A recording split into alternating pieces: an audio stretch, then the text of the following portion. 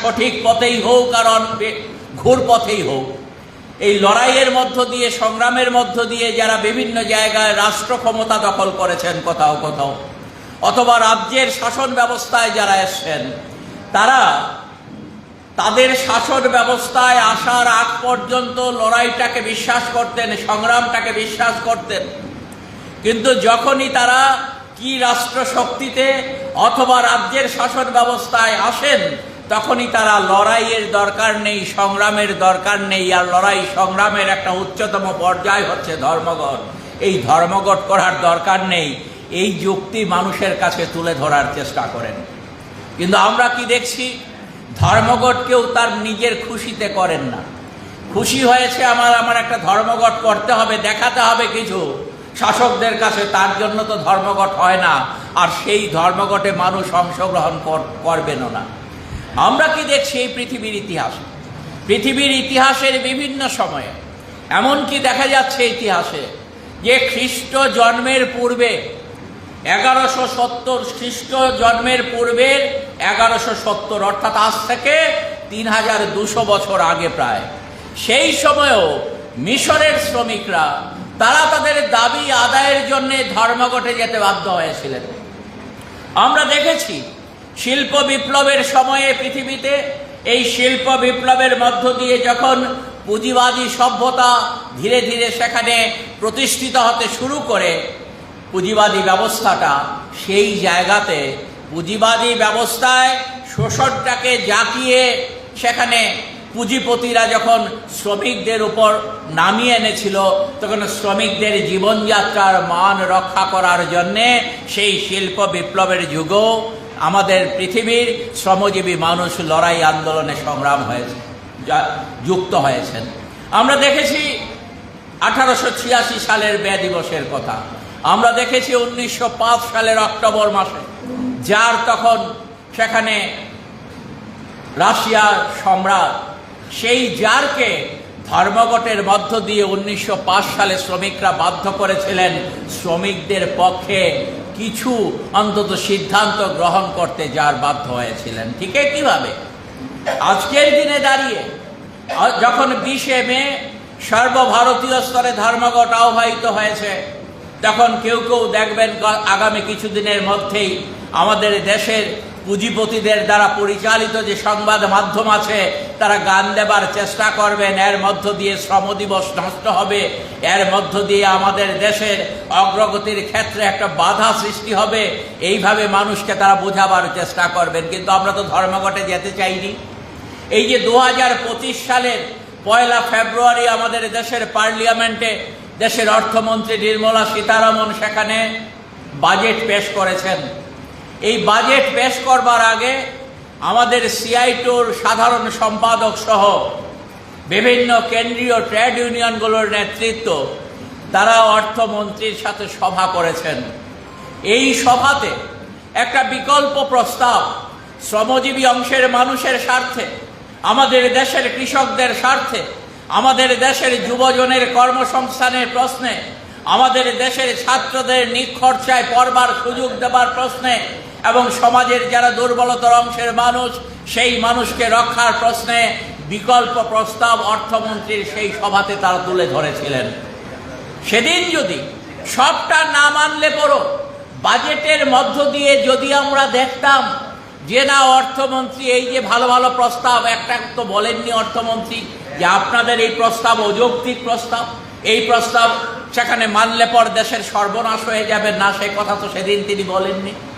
কিন্তু আমরা দেখলাম যখন 1 ফেব্রুয়ারি 25 সালে বাজেট পেশ হলো, সেই বাজেটের মধ্যে আমাদের ভারতবর্ষের শ্রমজীবী মানুষের স্বার্থে, কৃষকের স্বার্থে, ক্ষেতমজুরের স্বার্থে, আমাদের ছাত্র যুবদের স্বার্থে একটিও প্রস্তাব সেখানে নেওয়া হয়নি। যা কিছু হয়েছে, ভালো যা হয়েছে, সবটাই আমাদের দেশের যারা বিশাল বিশাল ধনের মালিক, তাদের সম্পদ বাড়াবার লক্ষ্যে একটার পর একটা প্রস্তাব নেওয়া হয়েছে। রেগার জন্য, রেগা প্রকল্পের জন্য যখন সারা দেশে আজকে আওয়াজ উঠছে, এবং আমাদের দেশের অর্থনীতিবিদরা শুধু নন, পৃথিবীর প্রথিতযশা অর্থনীতিবিদরা যখন বলছেন যে ভারতবর্ষের অর্থনীতিটাকে একেবারে খোকলা হয়ে যাবার হাত থেকে কিছুটা রক্ষা করেছে এই রেগাতে যে 100 দিনের কাজের ব্যবস্থা করা হয়েছে, তাতে ভারতবর্ষের অর্থনীতিটা বেঁচে গেছে, রক্ষা পেয়ে গেছে। তো এই জায়গায় দাঁড়িয়ে যখন সারা ভারতবর্ষের মানুষ আওয়াজ তুলছে, যে রাষ্ট্রসংঘ যখন বলছে যে আমাদের ভারতবর্ষে এখনো 22 কোটির উপর মানুষ আছেন যারা চূড়ান্ত দারিদ্র সীমারেখার নিচে বসবাস করছে, সেই সময়টাতে 200 দিনের কাজের দাবি যখন করা হচ্ছে, যখন 10 কোটির উপর পরিবার রেগায় সেখানে নাম লিখিয়েছেন, সেই পরিবারগুলোর জন্য যদি 200 দিনের কাজের ব্যবস্থা আর 600 টাকা মজুরির ব্যবস্থা করা হতো, তাহলে এটা শুধুমাত্র ওই 10 কোটি পরিবারের হাতেই কিছু পয়সা যেত তা নয়, এটার মধ্য দিয়ে গোটা ভারতবর্ষের অর্থনীতিটা আরো খানিকটা শক্তিশালী হতো এবং এর ফলে আমাদের দেশের যুবজনের সমস্যা সমাধানের প্রশ্নে বিশাল কিছু না হলে পরও কর্মসংস্থানের আরো খানিকটা রাস্তা হয়তো বা খুলতো। কিন্তু কই, সেক্ষেত্রে তো বিন্দুমাত্র ভূমিকা আমাদের দেশের সরকার গ্রহণ করলো না। বাজেটে তো প্রস্তাব আসলো না রেগায় বরাদ্দ বাড়ানোর জন্যে, বরং গত বছরের বাজেটে যেখানে 84,000 কোটি টাকা রেগায় বরাদ্দ করা হয়েছিল, এবারের বাজেটে দেখা গেল সমপরিমাণ টাকাই বরাদ্দ হয়েছে। কেউ বলতে পারেন কই কমানো তো হয়নি, আগের মতোই তো আছে না? বাস্তবে তো তা নয়। আগেকার বছরের অনেক বকেয়া পড়ে আছে, পরিষ্কার হয়নি, সেই পরিষ্কার করার জন্য টাকা এই বাজেটের টাকা থেকে যাবে। আর গত বছর 100 টাকাতেই যে জিনিস কেনা যেত, এখন তো কম করে এই জিনিসটা কিনতে অন্তত 120-25 টাকা লাগবে। তাহলে বাস্তবে রেগার বরাদ্দ কমিয়ে দেওয়া হয়েছে। তাহলে কি গরিব মানুষের স্বার্থে সিদ্ধান্ত হলো না? আমরা কি দেখলাম, প্রকল্প কর্মী যারা আছেন আমাদের দেশে 1 কোটির মতো আমাদের মায়েরা, বোনেরা, কিছু ভাইয়েরা তারা কাজ করছেন। কেউ ICDS এ কাজ করছেন, কেউ আশাতে কাজ করছেন, কেউ মিড ডে মিলে কাজ করছেন, কেউ আবার বিভিন্ন প্রকল্পে সেখানে শিক্ষকতার কাজ করছেন। এই কাজ যারা করছেন তাদের জন্য সেখানে বরাদ্দ বাড়ানো হলো না, বরং সেখানে বরাদ্দ কমিয়ে দেওয়া হলো। এমনি করে কর্মসংস্থানের প্রশ্নে বেকারদের সরাসরি সুবিধে দেওয়ার চাইতে কি তারা সিদ্ধান্ত নিলেন? তারা সিদ্ধান্ত নিলেন বিভিন্ন বরাদ্দ সেখানে রাখা হয়েছে। কিসের জন্যে? পুঁজিপতিদের ইন্টেনসিভ দেওয়া হবে, পুঁজিপতিদের সুবিধে সুযোগ দেওয়া হবে। তার জন্য কোনো প্রকল্পে 60,000 কোটি টাকা, কোনো প্রকল্পে 70,000 কোটি টাকা, কোনো প্রকল্পে প্রায় 2 লক্ষ কোটি টাকার মতো বরাদ্দ করা হয়েছে। বলা হচ্ছে এই টাকা পেলে পুঁজিপতিরা নাকি বেকারদের কর্মসংস্থানের ব্যবস্থা করবেন। তো এই প্রকল্পটা তো গত বছরও ছিল। গত বছর এমনি করে পুঁজিপতিদের হাতে টাকা পয়সা দেবার ব্যবস্থা করা হয়েছিল, কিন্তু এই 1 বছরের হিসেবে দেখা যাচ্ছে বাস্তবে কর্মসংস্থানের ব্যবস্থা হয়নি। বাস্তবে নতুন কোনো কর্মসংস্থানের সুযোগ সৃষ্টি হয়নি, কিন্তু ফাঁকে পুঁজিপতিরা আমার দেশের কোষাগার থেকে কয়েক লক্ষ কোটি টাকা নিয়ে চলে গেলেন। তাহলে কার জন্য কাজ করলো এই সরকার? এই সরকার আমাদের দেশের গরিব অংশের মানুষের জন্য কাজ করলো না, করলো আমাদের দেশের ধনীদের স্বার্থ রক্ষা করার জন্য। কোন ধনীদের জন্য কাজ করা হচ্ছে? আমাদের দেশের 500টা সংস্থা গড়ে যারা 19% লাভ করে প্রতি বছর, গত বছরের হিসেবে দেখা যাচ্ছে আমাদের দেশের সবচাইতে বড় 500টি সংস্থা, তারা সেখানে 19% মুনাফা করেছে। আর এই 500 সংস্থা থেকে উপরের 10টি সংস্থাকে যদি বের করা হয়, তাহলে সেই 10টি সংস্থা 33% মুনাফা করেছে এই 2024 সালে।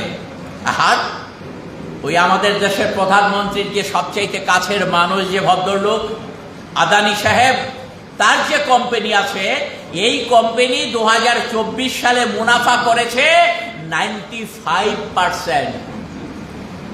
আছে নাকি কোনো ব্যবসায় 100 টাকা পুঁজি খাটিয়ে 195 টাকা লাভ করা যায় ভারতবর্ষে?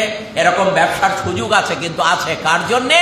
ওই আমাদের দেশের প্রধানমন্ত্রীর সবচাইতে কাছের বন্ধুর জন্যে, যার জন্যে যে আদানির 2014 সালে মাত্র 44,000 কোটি টাকা পুঁজি ছিল, আজকে 2024 সালে গত বছরের হিসাব বলছে আদানির সম্পদ বেড়ে 16 লক্ষ কোটি টাকা হয়ে গেছে।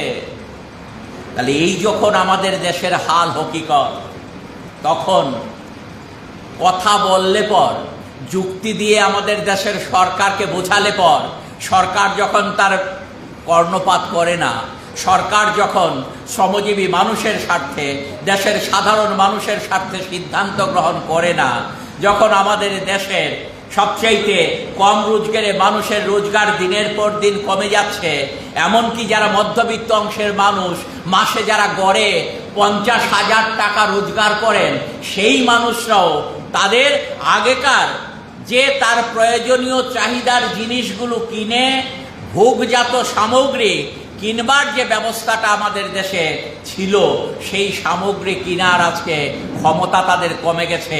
কারণ 50,000 টাকা মাসে রোজগার করো আমাদের দেশের মধ্যবিত্তরা এখন খুব ভালো অবস্থায় নেই, তারা খুব সুখে স্বাচ্ছন্দ্যে আছেন, এটা বলার মতো অবস্থায় নেই। তাহলে আমাদের দেশের সবচাইতে গরিব অংশের মানুষ, নিম্নবিত্ত মানুষ, মধ্যবিত্ত মানুষ যখন দারুণ সমস্যার মধ্যে আছেন, তখন যখন সরকারের কাছে দাবি জানালে পর সেই দাবিতে তারা কর্ণপাত করে না, কথা শুনে না, তখন আমাদের সামনে লড়াই আন্দোলন করা ছাড়া অন্য কোনো বিকল্প রাস্তা কি খোলা আছে? আর এই লড়াই আন্দোলনেরই অন্যতম গুরুত্বপূর্ণ একটা পর্যায় হচ্ছে ধর্মঘট। আর সেই ধর্মঘটই আগামী 20শে মে, আজকে মে দিবস, ধর্মঘটের মধ্য দিয়ে এই মে দিবস সৃষ্টি হয়েছে। এই মে দিবস সৃষ্টির জন্যে অসংখ্য মানুষ নিজেদের জীবন বিলিয়ে দিয়েছিলেন।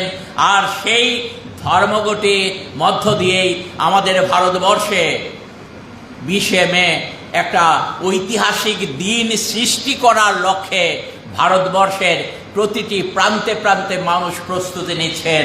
আমরা ত্রিপুরা রাজ্যের এই মে দিবসের আজকের এই মহতি জমায়েত থেকে আমরা ত্রিপুরা রাজ্যের মানুষের কাছে সেই আহ্বানই জানাবো, আসুন আমাদের দেশকে বাঁচাবার জন্যে, আমাদের রাজ্যটাকে বাঁচাবার জন্যে, মানুষকে বাঁচাবার জন্যে আমাদের সামনে লড়াইয়ের একটা উচ্চতম পর্যায় ধর্মঘট করা ছাড়া অন্য কোনো বিকল্প রাস্তা খোলা নেই।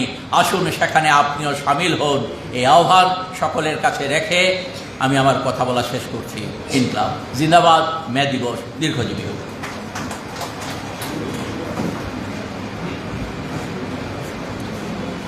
এখন আপনাদের সামনে আলোচনা করবেন শিক্ষক কর্মচারী আন্দোলনের নেত্রী কমরেড মহুয়া রায়।